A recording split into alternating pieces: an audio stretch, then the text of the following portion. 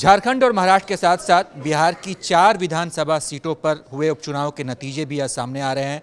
शुरुआती रुझान क्या कहता है, हम जानने के लिए हम अपने साथी अविनाश राय जी के पास में हैं।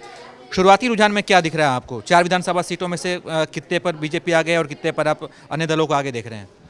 2 में बीजेपी आगे दिख रही है, मतलब एनडीए आगे दिख रहा है, और 2 में आरजेडी आगे दिख रही है। लेकिन ये चुनाव व्यक्तिगत तौर पर मेरी दिलचस्पी इस चुनाव में न तो आरजेडी को लेकर के थी और न ही बीजेपी या जेडीयू को लेकर के थी। इन 4 सीटों पर मेरी व्यक्तिगत दिलचस्पी थी प्रशांत किशोर को लेकर के। देश के सबसे बड़े पॉलिटिकल स्ट्रेटजिस्ट जो दावा करते थे कि नरेंद्र मोदी का चुनाव जितवाने में भी, जब उनको कहा था कि आपने महत्वपूर्ण भूमिका नहीं, कहा नहीं महत्वपूर्ण भूमिका नहीं, में कंधा लगाया, तो उन्होंने मोदी को भी कंधा लगाया, नीतीश कुमार को भी कंधा लगाया, ममता बनर्जी को भी कंधा लगाया, स्टालिन को भी, बहुत सारे लोगों का कंधा लगा चुके हैं। लेकिन जब खुद का कंधा लगाने की बारी आई है तो इनका कंधा इतना कमज़ोर हो गया है कि ये लोग कहीं फाइट में दिख ही नहीं रहे हैं। अभी 3 घंटे की गिनती करीब करीब हो चुकी है और प्रशांत किशोर के चारों उम्मीदवार एकदम पिछड़ते हुए नजर आ रहे हैं। कितने वोट कितने मिल रहे हैं उनको अभी तक के हिसाब से? अभी तो चूंकि शुरुआती कोई काउंटिंग नहीं आ रही है ना, 4,000, 5,000, 7,000 इसी तरीके का वोट है। अभी उनका कोई ऐसा वोट बैंक नहीं है कि नहीं उन्होंने 10,000, 20,000 का आंकड़ा पार कर लिया है। और सबसे बड़ी बात अभी तो मांझी की बहू पिछड़ रही हैं। जीतन राम मांझी जो सांसद हो गए तो उनकी बहू पिछड़ रही हैं। बीजेपी का जो तरारी सीट थी वहाँ पे बीजेपी के उम्मीदवार निकलते हुए दिख रहे हैं। जो रामगढ़, जहाँ से सुधाकर सिंह सांसद हो गए, बक्सर के जो विधायक हुआ करते थे, रामगढ़ पे ना आरजेडी है, ना जेडीयू है, ना बीजेपी है, वो वहाँ पे तो बीएसपी आगे निकलती हुई दिख रही है। शुरुआती रुझान है ये, लेकिन इन शुरुआती रुझानों से अभी कोई आखिरी नतीजा नहीं है। लेकिन ये शुरुआती रुझान ये तो बता रहे हैं कि कौन जीतेगा ये नहीं बता रहा है, लेकिन कौन हारेगा ये तो बता रहा है कि प्रशांत किशोर, जिन्होंने 2 अक्टूबर को पार्टी जब लॉन्च की थी अभी इसी साल, तो उन्होंने कहा था कि काहे लिए 2025 का इंतजार करना है, वहीं फरिया लेते हैं। तो फरियाने के लिए 4 सीटों पे अपने उम्मीदवार उतार दिए। और अभी के जो रुझान है उसमें ये लगता है कि जनता ने उनको इसे लिटमस टेस्ट में ही फेल कर दिया। अब वहीं फरिया दिया है तो 243 सीटों पर चुनाव लड़ना तो अभी बहुत दूर है। उपचुनाव के जो नतीजे आएंगे, क्या इसका असर जो है अगले साल बिहार विधानसभा चुनाव पर भी पड़ेगा? कुछ नैरेटिव सेट होगा? 4 सीटें हैं, 4 सीटों पे कितना ही नैरेटिव आप सेट कर लेंगे। सबसे बड़ी चीज़ ये है ना कि 4 सीटों पे कितना नैरेटिव सेट कर लेंगे। और आमने सामने की कोई ऐसी बड़ी फाइट थी नहीं।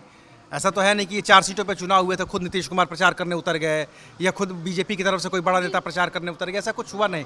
इन 4 सीटों को छोड़ ही दिया गया था एक तरीके से ना। चारों में से सबसे वीवीआईपी सीट कौन सी है बिहार की? अब वैसे देखेंगे तो तरारी है, तरारी की सीट है। वीवीआईपी सीट में सुनील पांडे, कद्दावर नेता, बाहुबली, उनके बेटे चुनाव लड़ रहे हैं। पहला चुनाव उनका पॉलिटिकल डेब्यू है।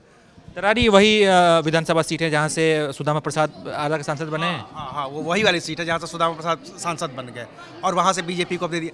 तो अब देखिए ना कि ये जो महागठबंधन या इंडिया अलायंस था वो कितना ओवर कॉन्फिडेंट है। सुदामा प्रसाद सांसद बन जाते हैं लेकिन अपनी विधानसभा की सीट अपनी पार्टी के लिए वो रिटेन करने में सक्षम नहीं होते हैं।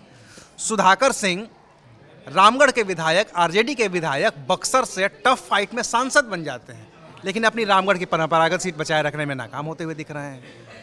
तो ये ओवर कॉन्फिडेंस है इस पूरे महागठबंधन का, इंडिया अलायंस का, महाराष्ट्र में महाविकास आघाड़ी का कह लीजिए, कि जिसने इनकी लुटिया डुबोई है अभी जो शुरुआती रुझान है।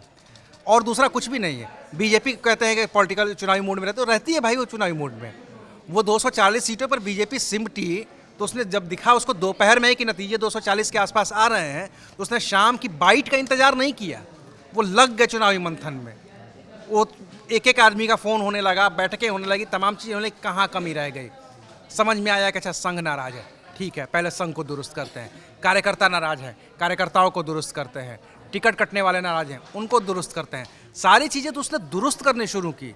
वो जबकि सरकार उन्हीं की बनी थी। ऐसा नहीं है, नरेंद्र मोदी ही तो 3री बार भी प्रधानमंत्री बने हैं, लेकिन वो ओवर कॉन्फिडेंट नहीं रहे कभी भी। वो अपना काम करते रहे। ये लोग ओवर कॉन्फिडेंट रहे।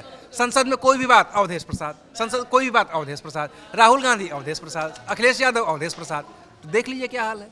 तो बिहार की 4 विधानसभा सीटों पर जो है मतगणना जारी है, जहां पर उपचुनाव हुए हैं और इस जो शुरुआती रुझान है उसकी कई कहानियां हैं। पहली बात तो ये है कि अभी तो बराबरी का चल रहा है, 2 इंडिया के पास है और 2 इंडिया गठबंधन के पास है। लेकिन जो इसके अंदर की जो तस्वीर, जो पिक्चर हम देख पा रहे हैं उसमें ये है कि प्रशांत किशोर जो हैं वो विफल हो रहे हैं। जो अब से पहले खूब माहौल बनाए हुए थे कि अब जो है हम फरिया लेंगे, तो यहाँ पर उनका सिक्का चलता नहीं दिख रहा है। इसके अलावा कई ऐसी सीटें हैं जहां पर आरजेडी और इंडिया गठबंधन का ये तो कब्जा था, लेकिन वो उस सीट को रिटेन नहीं कर पाए, चाहे वो रामगढ़ की सीट हो, चाहे वो तरारी की सीट हो। बाकी अभी भी उस पर मतगणना जारी है। आप क्या सोचते हैं इसके बारे में? अपनी राय बताइए और देखते रहिए एबीपी लाइव।